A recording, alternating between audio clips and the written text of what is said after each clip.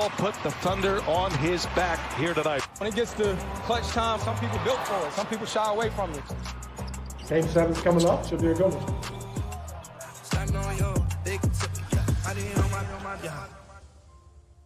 You know what it is. Another Game 7. That's tonight on ESPN. NBA champion Big Perk here with us. Kendrick, great to have you.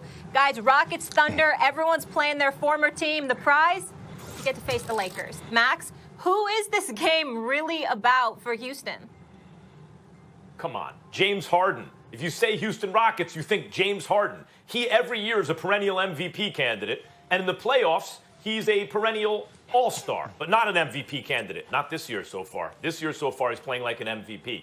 He's not the reason the Rockets are in trouble right now. He's had a great series, and I've been hopeful, seeing little signs from him year after year. No, he's getting better under pressure in the big moment. Working on his defense. You know, like we saw it last night with Donovan Mitchell. The offense isn't working. He can at least concentrate on defense. I noticed that from Harden. Then he started having more good games in these high-leverage games to mix in with the bad ones. And so far this playoffs, in a really tough series, he's been fantastic. But when history is written, they will write about James Harden in this series if they lose. He is the guy who has consistently underperformed in these moments, and hopefully he can turn that around. It has to be about him. What happened when Westbrook turned the ball over? And I was actually arguing, look, Westbrook's a future Hall of Famer too. They can't trust him at the end of the game. Stephen A. Smith, you were the one saying you have to get James Harden involved there because that's what this is really about. Look, I think that Danuel House should start. He can attack off the dribble better than giving credit for. He's a very versatile defender. He can shoot. He can do all these things. He's athletic. I'd like to see him start and Gordon come off the bench. I'd like to see Austin Rivers get some more minutes, not because he's great, but because not only does he have a flair, fresh legs in these kind of series, especially when D'Antoni gets to a very short rotation. A fresh-legged kind of rotation piece sometimes is better than a star in crunch time, even if that star is exhausted. So there are little tweaks like that I could talk about. You could talk about Westbrook or whatever you want. But the story of the Rockets is the James Harden story. He's the guy who has to perform under pressure. This is his team, and he's got to come through. This is on James Harden. Max, I disagree with your opinion, but I don't disagree with you on this particular issue. I'm only saying I disagree with your opinion because I'm just going to give you both some information. You know, Perk knows a lot of this stuff that I'm about to break down to you. I'm just going to give you the information and go for it from there. The pressure's on Westbrook. It's on Mike D'Antoni, the both of them. From a player's perspective, it's very, very simple. $100 million. Russell Westbrook has not been out of the first round since Kevin Durant left OKC.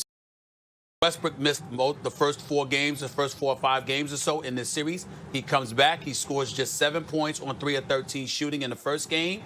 And then the last game, he has 7 turnovers. He was very sloppy with the ball.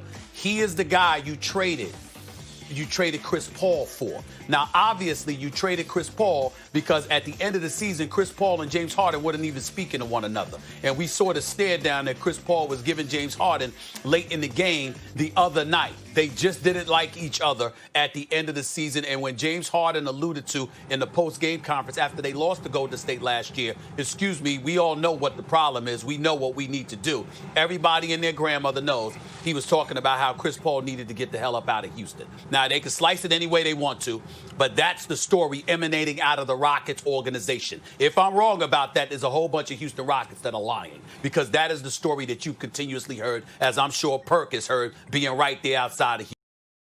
Let me get to the D'Antoni point. D'Antoni's job is on the line. I said it yesterday. I'll say it again.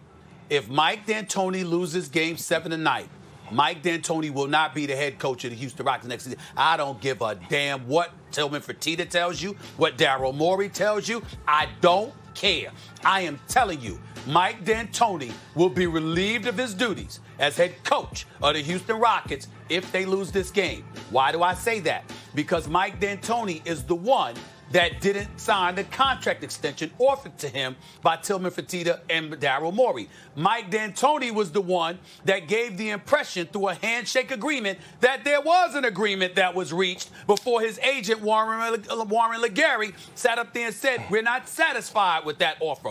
Mike D'Antoni is the one that wanted to go small and trade Clint Capella and go small with P.J. Tucker if they were to play the Lakers next series being the one to guard you don't have any big bodies that you want to go small ball. Mike D'Antoni is the one that's notorious for not coaching defense, even though Elston Turner has done a hell of a job as essentially his de facto defensive coordinator. Mike D'Antoni is the one that doesn't make adjustments. Mike D'Antoni is the one that goes into his office at halftime instead of coaching his team and making the necessary adjustments. Mike D'Antoni is the one that didn't get in Russell Westbrook's face along with everybody else and say, I don't give a damn what you do. You make sure you get James Harden the damn basketball. He's the man of this franchise.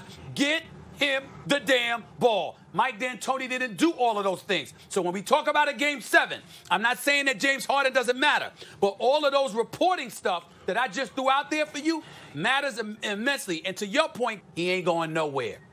He's not going anywhere. Tillman Fertitta is going to listen to his basketball people, and he's going to listen to them before he makes any decisions.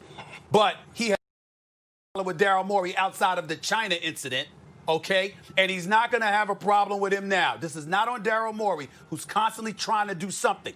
He is completely safe. Mike D'Antoni is an entirely different matter. He is gone if they don't win this game tonight. Well, to both of you points, I can't argue either one of you guys' points, but I'm surprised that all the attention is on the Houston Rockets and not on the Oklahoma City Thunder. Excuse me, last time I checked, this is not a 1 seed versus an 8 seed. This is a 4th seed versus a 5th seed. Both of these teams finished the season with the identical record, 44 wins and 28 losses.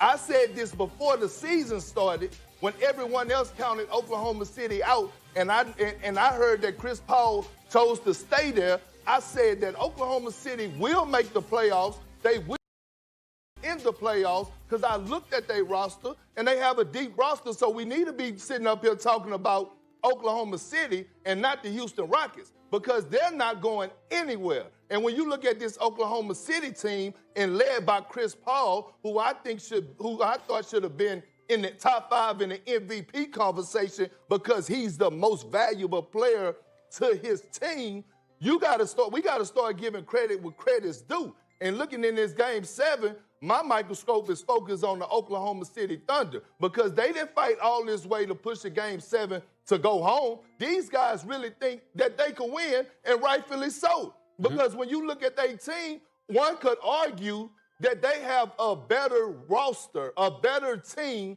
than the Houston Rockets. Yes, the Rockets have Russell Westbrook and James Harden, but the Oklahoma City Thunder also has Chris Paul, J.J. Alexander, Gallinari, right. Steven Adams. They have all these guys. You talking about Schroeder, a 6th Man of the Year candidate who's having a career year. You look at Shea Alexander, who Doc Rivers didn't want to give up. Doc Rivers really didn't want to give him up in that PG trade. He talked so proudly of him. So this is not a 1 against an 8 seed. I'm looking at this Oklahoma City team tonight, and I'm saying, what are y'all going to do? Is y'all going to close it out? Because I have faith in them. I had faith in them before the season. This is an equal matchup. And by the way, during the regular season, the Houston Rockets struggled with this Thunder team.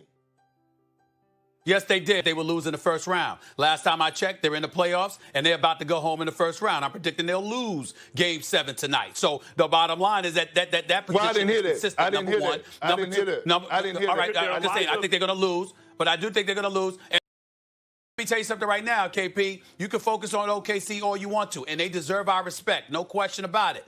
There ain't no way in hell Russell Westbrook and James Harden together is supposed to lose in the first round to anybody not named the Clippers or the Lakers. Ain't supposed to happen. Look, here's the bottom line. Well, Stephen A., I said this before. Go ahead. The bottom line is this. Go ahead, Matt. Stephen A., you're right. D'Antoni will lose his job if they lose, right? There'll be a robust market for D'Antoni. He'll get another job. Perk, you're right. The Thunder have had a great season. They've been slept on. They have a whether or not it's a starting 5, a unit of 5 that's been the best in the NBA this year. And Schroeder's turned into a defender and everything. Like, they have an excellent squad. There's no doubt about it. By the way, there's the storyline of the fact that Chris Paul and Russell Westbrook were traded for each other, and now they're facing each other, right? Like, all that stuff is true. And those are all But the biggest star in this right now is James Harden, the guy who's being called by a lot of people, I disagree with it, the greatest one-on-one player or scorer ever is James Harden. He's the guy who's never won a chip. He's the guy who's choked in the postseason. He could turn that around starting now with the series he just had if he comes through. But guys, that's fair. If he doesn't, that's the story. Yeah, I get where you're coming from, Max, but he can't be handicapped by his coach, though. Well, Stephen A., let me say this. To all the basketball minds, to all the casuals out there, I understand down the stretch Russell Westbrook was horrible, and he took accountability in saying that. But if we look at this, James Harden was getting denied. Dennis Schroeder did an excellent job of face guarding him where he could not smell the ball. And on the other side, was getting exposed on the defensive end. He couldn't guard me. Chris Paul had it his way the entire fourth quarter when Covington switched out on him. He switched out on Dennis Schroeder. What did Dennis Schroeder do? Go right by him for a layup. So it was a lot of things that happened in that game 6 that cost them to lose the game. So I'm just saying this to the casual fans, not the real basketball minds out there that don't see the other things that transpired before the last couple seconds of that basketball game in game 6, just to point that out.